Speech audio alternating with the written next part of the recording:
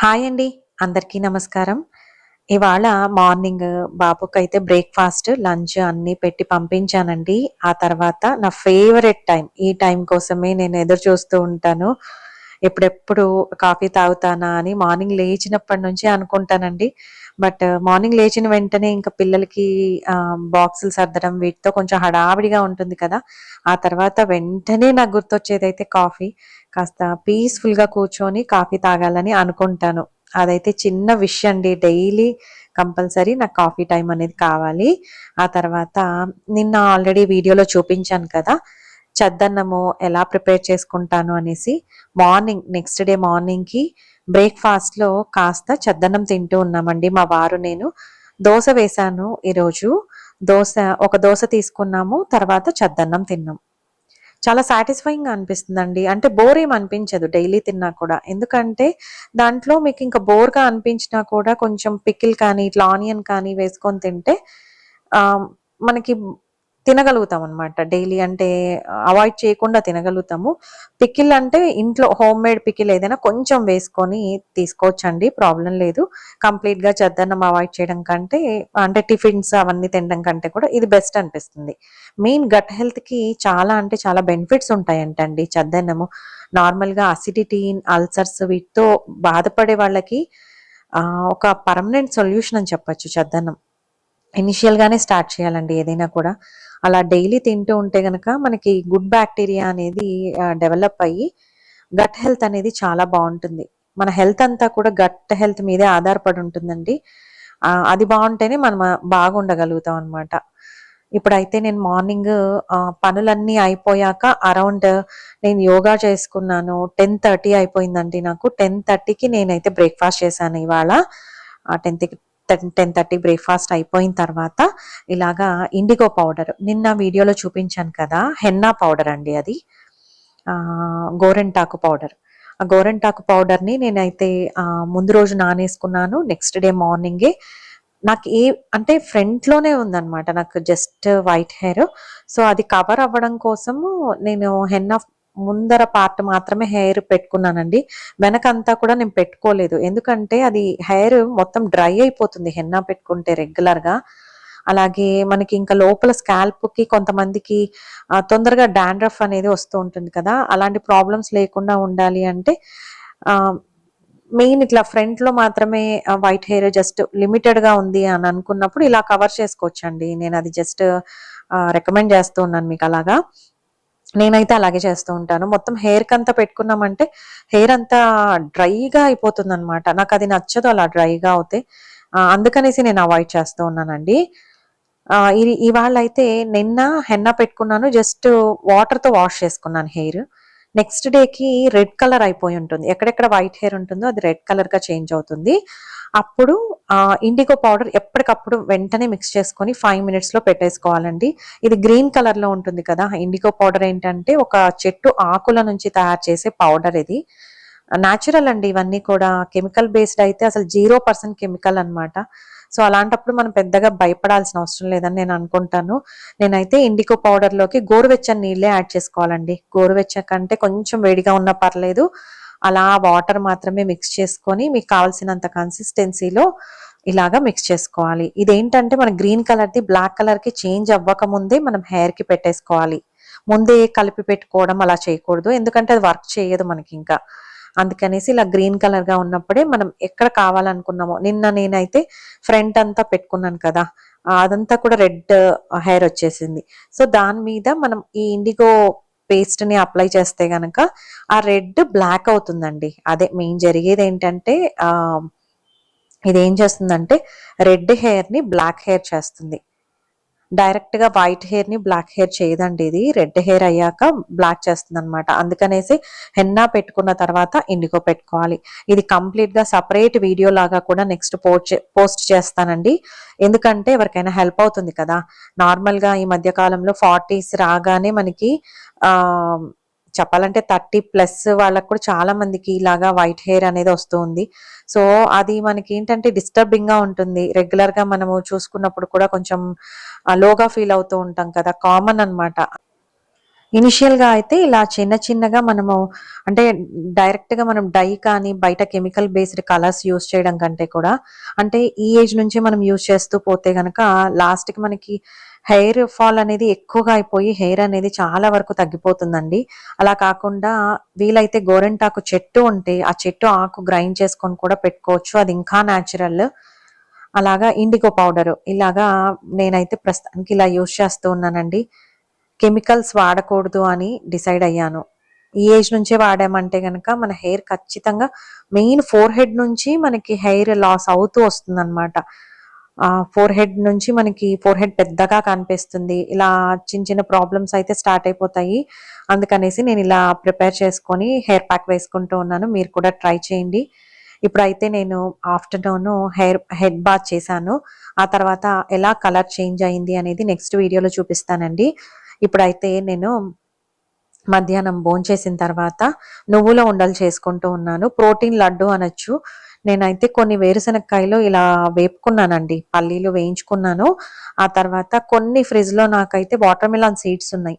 So, ఈ water melon seeds చాలా తక్కువగా ఉన్నాయి. అంటే ఇవి ఏవైనా కూడా మనం ఇంత క్వాంటిటీ వేసుకోవాలి అని ఏం లేదు. ఒక్కొక్కరికి ఒక్కొక్క టేస్ట్ ఉంటుంది కదా! కొంతమంది పల్లీలే ఎక్కువ టేస్ట్ తెలియాలి అని అనుకుంటాము. కొంతమంది నువ్వులు బాగా టేస్ట్ తెలిస్తే బావుంటుంది అనుకుంటారు. అలాంటప్పుడు అవి ఎక్కువ క్వాంటిటీలో యాడ్ చేసుకోండి. మీకు ఏ టేస్ట్ ఎక్కువగా వద్దు అనుకుంటారో అలాంటివి తక్కువ క్వాంటిటీ యాడ్ చేసుకోండి. నా దగ్గర కొన్నే ఉన్నాయి. సో, కొన్ని వాటర్ మిలన్ సీడ్స్ కూడా ఇలాగా ఐరన్ పాన్‌లో రోస్ట్ చేసుకున్నాను. ఐరన్ పాన్‌లో మనము చట్నీ కానీ, లేకపోతే రోటి పచ్చళ్ళు కానీ, లేకపోతే పొటాటో ఫ్రై కానీ, ఇలాగా ఏవైనా పొళ్ళు చేసుకునేటప్పుడు, మసాలా పొళ్ళు చేసుకునేటప్పుడు వేయించుకున్నా కూడా సూపర్ టేస్టీగా ఉంటాయండి. అది ఆహ్, రోస్ట్ అవ్వడం కూడా చాలా అవుతుందనమాట. నార్మల్‌గా మనం నాన్ స్టిక్ పాన్‌లో కానీ, వేరే దాంట్లో వేయించే దానికంటే దీనికి డిఫరెన్స్ ఉంటుంది. ఇప్పుడు చూపిస్తూ ఉన్నాను కదా! నువ్వులు తీసుకున్నాను. నువ్వులు కూడా కొంచెం ఎక్కువగానే తీసుకున్నాను. పల్లీలు, నువ్వులు సేమ్ క్వాంటిటీలో తీసుకోవచ్చు. లేదంటే పల్లీలు ఎక్కువ తీసుకొని, నువ్వులు తక్కువ తీసుకోవచ్చు. ఎలా అయినా తీసుకోవచ్చండి. నువ్వుల్లో ఎస్పెషల్లీ కాల్షియం అనేది చాలా ఎక్కువగా ఉంటుంది. పిల్లల గ్రోత్‌కి చాలా బాగా హెల్ప్ అవుతుందండి. కంపల్సరీ మీరు ఏదో ఒక రూపంలో నువ్వులైతే ఇవ్వాల్సుంటుంది పిల్లలకైనా, మనం లేడీస్‌కైనా కూడా ఏజ్ పెరిగే కొద్దీ కాల్షియం డెఫిషియన్సీ అనేది మనకి కంపల్సరీ వస్తుందనమాట. అందుకోసం డైలీ ఏదో ఒక రూపంలో తీసుకోవాలి. ఇంకా ఏది కుదరదు అనుకుంటే నువ్వులు ఒక స్పూన్ వేయించి తిన్నవైనా పర్లేదండి. తిన్నా పర్లేదు. మన హెల్త్‌కి చాలా హెల్ప్ అవుతాయన్నమాట. ఇప్పుడైతే ఇలాచీ కూడా ఇలాగా తీసి వేశానండి. 2, 3 ఇలాచీలు వేశాను. ఇదంతా కూడా గ్రైండ్ చేసుకోవాలి. యాక్చువల్‌గా నాకేమైందంటే కొంచెం ముద్దగా అయిందండి. మీరు ముద్దగా అవ్వకూడదు అని అనుకుంటే ఏం చేస్తారంటే కొన్ని పుట్నాల పప్పులు యాడ్ చేసుకోవచ్చు. అవి ఈ మధ్య కాలంలో చెప్తూ ఉన్నారు. వీడియోస్‌లో చూస్తూ ఉన్నప్పుడు కూడా పుట్నాల పప్పులు చాలా తక్కువ రేట్‌కి మనకి అవైలబుల్‌లో ఉంటూ ఉన్నాయి. అంటే బాదం పప్పులు వాటితో పోలిస్తే చాలా తక్కువ కదా! అవి కూడా మనకి కాల్షియం ఎక్కువ ఉంటుందంట. దాంట్లో ప్రోటీన్ ఉంటుందంట అండి. ప్రోటీన్ ఎక్కువగా ఉంటుంది అని చెప్తూ ఉన్నారు. సో, మనం ఇవన్నీ కూడా రెగ్యులర్ బేసిస్ మీద వాడుకోవచ్చు. చిన్నప్పుడు మనం స్కూల్‌కి వెళ్తే బయట ఆహ్, అమ్మేవాళ్ళు కదా! పుట్నాల పప్పులు చిన్న చిన్న డబ్బాల్లో మెజరింగ్ కోసమని చిన్న డబ్బాలో పెట్టుకొని అమ్మేవాళ్ళు. సో, ఇప్పుడు అవన్నీ లేవు కాబట్టి మనం ఇంట్లో తయారు చేసుకోవాలి. ఏదో ఒక రెసిపీలో వేసుకోవడం అలా చేసుకోవాలండి. నేనైతే ఇది కొంచెం ముద్దగా అయిందని చెప్పాను కదా! లాస్ట్‌లో బెల్లం యాడ్ చేసి గ్రైండ్ చేశాను. అలా ముద్దగా అవ్వకూడదంటే ఓట్స్ అయినా యాడ్ చేసుకోండి. లేదంటే కొన్ని పుట్నాల పప్పులు యాడ్ చేయండి. పర్ఫెక్ట్ కన్సిస్టెన్సీలో వస్తాయి. నెక్స్ట్ టైమ్ నేను అలా ట్రై చేసి చూపిస్తానండి మీకు. ఇవాళ అయితే ఇలా ప్రిపేర్ చేసుకున్నాను కానీ చాలా టేస్టీగా ఉన్నాయి. మా బాబుకి నార్మల్‌గా ఇష్టం ఉండదు. తినమంటే హాఫ్ తిని అలా పెట్టేస్తూ ఉంటాడు. బట్ కంప్లీట్‌గా తనకి జస్ట్ తినమని చెప్పేసరికి తను తినేసాడనమాట. బావుంది అన్నాడు. మా వారైతే చాలా చాలా బావుంది అన్నారు. సో, నాకైతే సూపర్ సాటిస్ఫైయింగ్‌గా అనిపించిందండి. ఈవినింగ్ స్కూల్ నుంచి రాగానే మిల్క్ అవాయిడ్ చేస్తూ ఉన్నాను. ఈ మధ్య కాలంలో నేను మిల్క్ బదులు ఆరెంజ్ అలా ఇస్తూ ఉన్నానండి. తర్వాత బాదం పప్పులు ఇలాగా 15 అలా బాదం పప్పులు, వాల్‌నట్స్ ఒక 2, ఒక నువ్వుల ఉంట అంటే నువ్వుల లడ్డు ఇస్తూ ఉన్నాననమాట.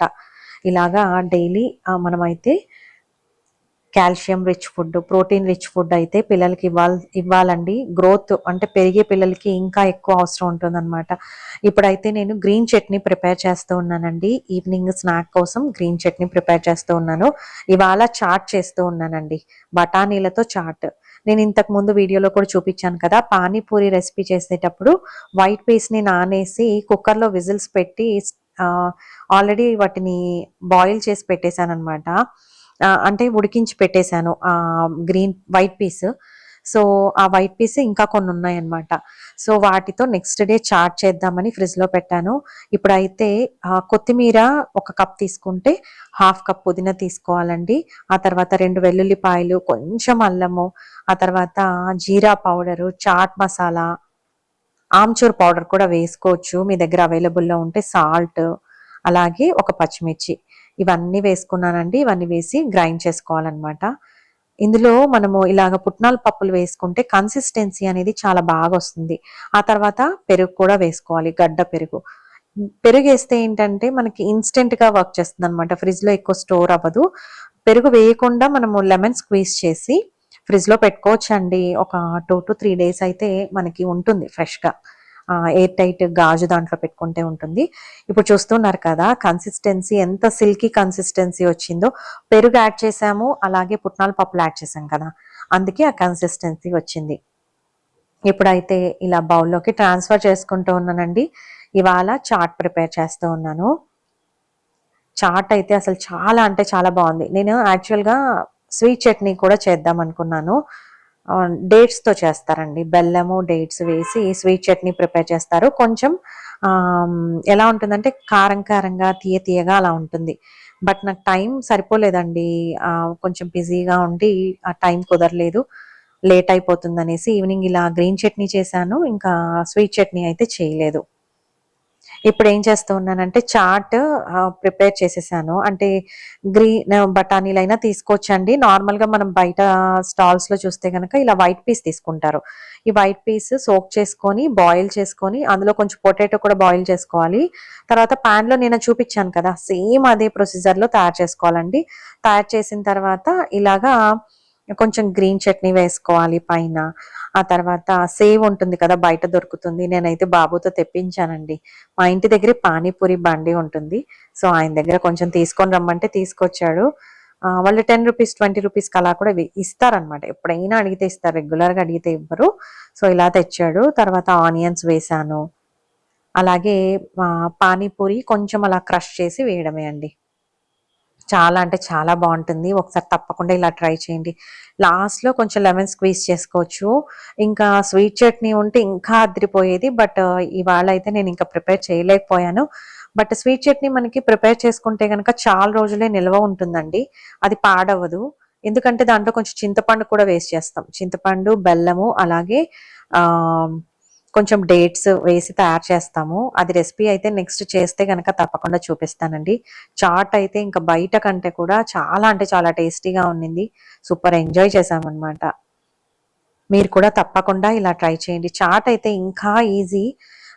ఎందుకంటే జస్ట్ బఠానీలు ఉడకబెట్టుకున్నాము అంటే మనం జస్ట్ ఆనియన్, టొమాటో, ఇవన్నీ ధనియాల పొడి, కారం పొడి, చాట్ మసాలా ఇవన్నీ వేసుకొని జస్ట్ వాటర్ ఎక్కువ వేసి బాయిల్ చేస్తే కనుక చాట్ అనేది ప్రిపేర్ అయిపోతుంది అనమాట. ఇప్పుడైతే మార్నింగ్ నుంచి ఇంకా ఇలా పనులతో బిజీ అయిపోయాను కదా. సో ఈవినింగ్ ఏం చేశానంటే మార్నింగ్ యోగా చేసుకున్నాను. ఈవినింగ్ డైలీ వాకింగ్ చేస్తూ ఉన్నానండి. మధ్యకాలంలో మధ్యలో ఒక ఫెస్టివల్ టైంలో అయితే 10 days గ్యాప్ వచ్చింది. ఆ తర్వాత మళ్ళీ ఇలా వాకింగ్ అయితే స్టార్ట్ చేశాను. స్ట్రాబెర్రీస్ ఉన్నాయి, నేను మార్కెట్లో తెచ్చుకున్నాను. సో అవి అయిపోవటం లేదనమాట, కొంచెం పుల్లగా ఉన్నాయండి. సో ఒకటి తీసుకొని పైకి వెళ్ళానమాట వాకింగ్ చేద్దాం అనేసి. నేనైతే ఇలాగ పైన వాకింగ్ చేస్తూ ఉన్నానండి.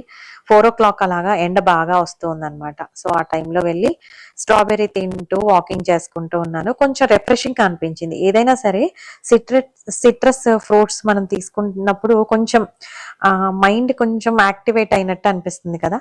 అలాగా ఒక స్ట్రాబెర్రీ తీసుకెళ్ళి అలా తింటూ ఎండగా ఉన్నప్పుడు వాకింగ్ చేసుకున్నాను. డి విటమిన్ కూడా వస్తుంది కదా అనేసి. డైలీ ఒక 1/2 hour అయితే వాకింగ్ చేస్తూ ఉన్నానండి. మీరు కూడా వీలు చేసుకొని ఖచ్చితంగా వాకింగ్ చేస్తే కనుక మనకు బోల్డ్ అన్ని హెల్త్ ప్రాబ్లమ్స్ నుంచి తప్పించుకున్నట్టు అవుతుందని నేను అనుకుంటూ ఉన్నాను. అంతేనండి ఇవాల్టి నా వీడియో. మీకు గనక నా వీడియోస్ నచ్చినట్టయితే ప్లీజ్ లైక్ చేయండి, షేర్ చేయండి, సబ్స్క్రైబ్ చేయండి. మరో మంచి వీడియోతో మీ ముందుకొస్తాను. అంతవరకు సెలవు. సర్వే జనా సుఖినో భవంతు. Thank you.